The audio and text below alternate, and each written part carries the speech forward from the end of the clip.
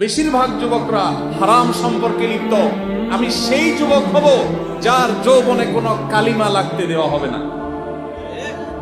আমার আল্লাহ আমার জন্য হারাম করেছেন, এই হারাম রিলেশনকে আল্লাহ হারাম করেছেন। কিয়ামতের ময়দানে কঠিন শাস্তি দিবেন, জিনার শাস্তি ভয়াবহ আল্লাহ দিবেন।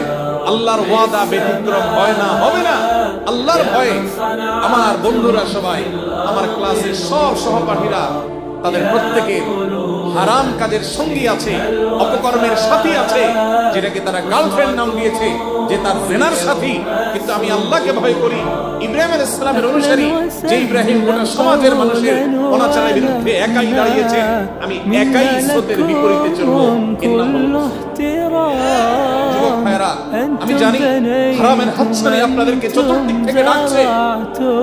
পশ্চিমা অপসংস্কৃতি আমাদের সমাজকে কুরে কুরে খাচ্ছে, আমাদেরকে খাবলে খাবলে খাচ্ছে, ছবল মারছে। বিজ্ঞাপনের নামে আপনাকে উস্কায়, নাটকের নামে আপনাকে উস্কায়, সিনেমার নামে আপনাকে উস্কানি দেয়, আপনাকে নানাভাবে আপনার চরিত্রকে নষ্ট করবার চেষ্টা করে। মনে রাখবেন, মুসলিম যুবকের সবচেয়ে বড় আধ্যাত্মিক স্পিরিচুয়াল শক্তি, এটা সে হেফাজত করতে পারে যখন সে তার চরিত্রকে হেফাজত করতে পারে।